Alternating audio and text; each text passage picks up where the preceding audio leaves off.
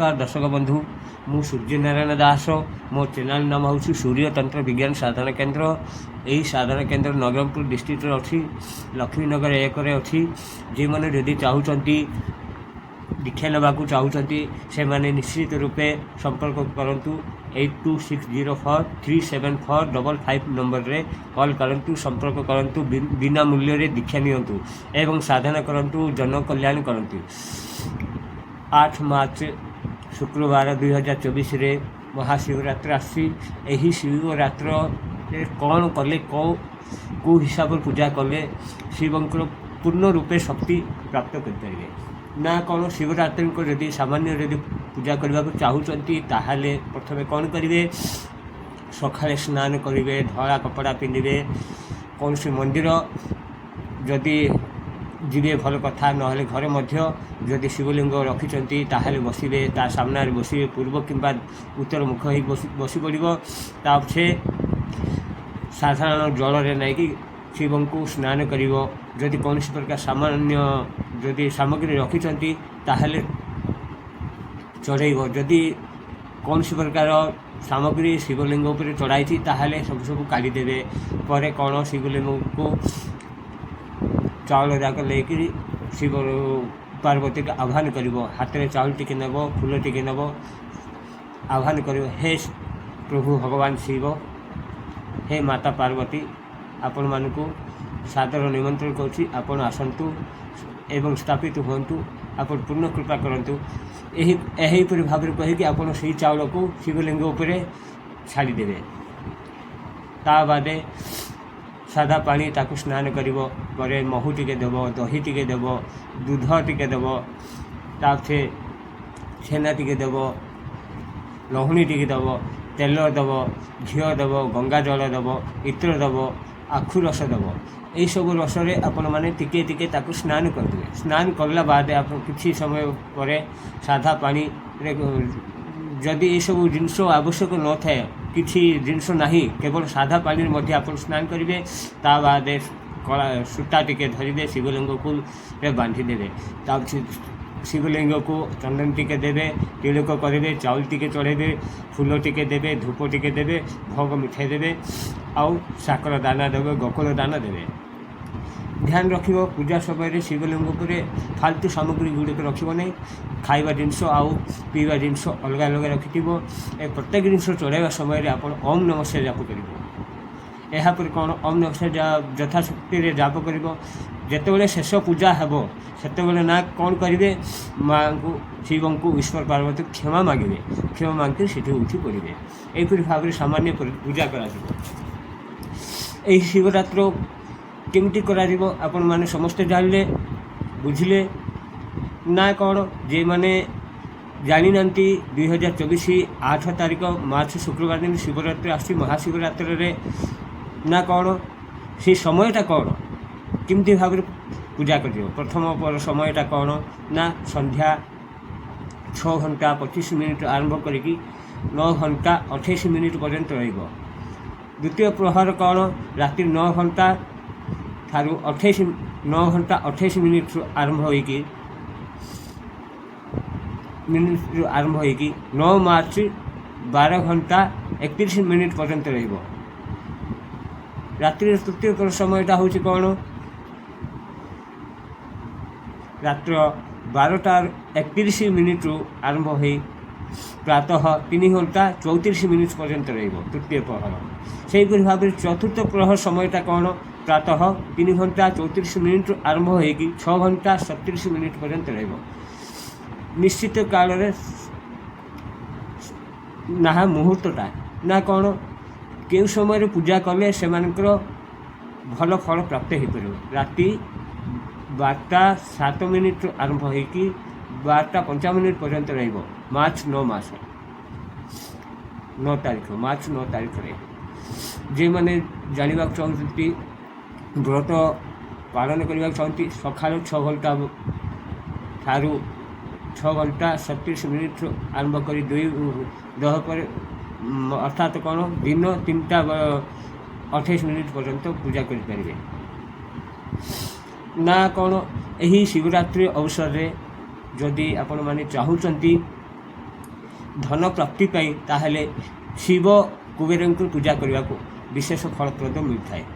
ନା କ'ଣ ଶିବରାତ୍ରିରେ ସାମାନ୍ୟ ପୂଜା କରିବେ, ସାମାନ୍ୟ ପୂଜା କରିଲା ବାଦେ ଆପଣ ନା କ'ଣ କରିବେ, ଶିବରାତ୍ରିରେ ଶିବଙ୍କୁ ଆଉ କୁବେରଙ୍କୁ ପୂଜା କରାଯାଏ। ପଞ୍ଚୋପଚାର ପୂଜା କରିଦେବ, ଭୋଗ ଦେବ, ଭୋଗରେ କ'ଣ କ୍ଷୀରି ଦେବ, କ୍ଷୀରିରେ ଅଳ୍ପ କେଶର ଟିକେ ଦେବ, ତା ବାଦେ ପ୍ରତ୍ୟେକ ଇଏରେ ଗୋଟିଏ ମାଳା ମନ୍ତ୍ର ଜପ କରିବେ, ନିରନ୍ତର ଜପ କରିବ। ଆଉ ଚାଉଳ ଟିକେ ଦେବେ, ଭଗବାନ ଶିବଙ୍କୁ ଦେବେ, ତାପରେ ପ୍ରାର୍ଥନା କରିବେ। ଯାହା ପ୍ରାର୍ଥନା କଲେ କି ଆପଣମାନଙ୍କୁ ଅକ୍ଷୟ ଧନର ସମ୍ପଦ ମିଳିବ। ଯେଉଁମାନେ ଧନ କେବେ ନଷ୍ଟ ହେବାକୁ ଚାହୁଁନାହାନ୍ତି, ଅକ୍ଷୟ ଧନର ଶକ୍ତି ପ୍ରାପ୍ତ କରିବାକୁ ଚାହୁଁଛନ୍ତି, ଧନ ନଷ୍ଟ କରିବାକୁ ଚାହୁଁନାହାନ୍ତି, ତାହେଲେ ଏହି ଜିନିଷଟା କରିବେ। ଏହା ବ୍ୟତୀତ ଯେଉଁମାନଙ୍କର ଅଭିଳାଷ କାର୍ଯ୍ୟ କରିବାକୁ ଚାହୁଁଛନ୍ତି, ତାହେଲେ ଶିବରାତ୍ରିର ପ୍ରଥମ ପୁରା ଆରମ୍ଭ କରିକି ଓମ୍ ନମ ସେ ମନ୍ତ୍ର ଗୋଟେ ମାଳା ଜପ କରିବ। ଏହି ମନ୍ତ୍ର ଜପ କଲା ପରେ କମ୍ ସେ କମ୍ କ'ଣ ଓମ୍ ନମ ଶିବାୟ ଶ୍ରୀ କୁବେରାୟ ମମ ଧନମ ମେ ଦେହି ଶିବାୟ ନମଃ ଓମ୍। ଏହି ମନ୍ତ୍ରକୁ ଆପଣ 3 ମାଳା ସ୍ଫଟିକ ମାଳାରେ ଜପ କରିବେ। ଜପ କରିଲା ବାଦେ ନିୟମିତ ଭାବରେ ଯଦି ଶିବରାତ୍ରି ଠାରୁ ଆପଣ ଜପ କରିବେ 21 ଦିନ ପର୍ଯ୍ୟନ୍ତ, ତାହେଲେ ଆପଣମାନଙ୍କୁ ଅକ୍ଷୟ ସମ୍ପଦ ମିଳିପାରିବ, ଯାହାକି ଆପଣମାନଙ୍କ ଧନ ନଷ୍ଟ ହେବନି, ଧନ ପ୍ରାପ୍ତି ହୋଇପାରିବ, ବେକାର ସମସ୍ୟା ନଷ୍ଟ ହୋଇପାରିବ। ଆପଣ ଯାହା ଚାହିଁବେ ତାହା ମିଳିପାରିବ। ନା ଧନର ଅଭାବ କେବେ ହେବ ନାହିଁ। ଧର୍ମ ଅର୍ଥ କାମ ମୋକ୍ଷ ମିଳିପାରିବ।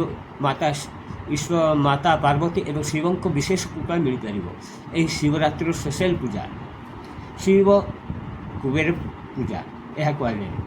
ଏହା ବ୍ୟତୀତ କ'ଣ ଶିବରାତ୍ରିର ଯଦି ଆପଣମାନେ ପୂଜା କରିବାକୁ ଚାହୁଁଛନ୍ତି, ତାହେଲେ ନୋଟ୍ କରି ଲେଖନ୍ତୁ ନା କ'ଣ ଏହି ପୂଜା କେମିତି ଭାବରେ ପୂଜା କଲେ ଆପଣଙ୍କୁ ପୂର୍ଣ୍ଣ ଭାବରେ ଫଳ ମିଳିପାରିବ। ଶିବରାତ୍ରିର ସ୍ପେଶାଲ ପୂଜା ମହାଜାଗର ପୂଜା କେମିତି କରିବେ? ପୂଜା କରିବା କୌଣସି ଯଦି ସାମଗ୍ରୀ ମିଳିନଥିବ, ତାହେଲେ ସେମିତି ସାମାନ୍ୟ ଭାବରେ କରିବେ। ନା କ'ଣ ସକାଳେ ସ୍ନାନ ହୋଇଯିବେ, ସ୍ନାନ ହୋଇକି ଭଗବାନ ଶିବକୁ ପୂଜନ କରିବେ, ପଞ୍ଚୋପଚାର କରିବେ, ଧୂପ ଦୀପ ଫୁଲ ଫଳ ପାଣି ଦେଇକି ପୂଜା କରିବେ। ଶିବରାତ୍ରିକୁ ବ୍ରତ ଆରମ୍ଭ କରିବେ, ସଂକଳ୍ପ ନେବ।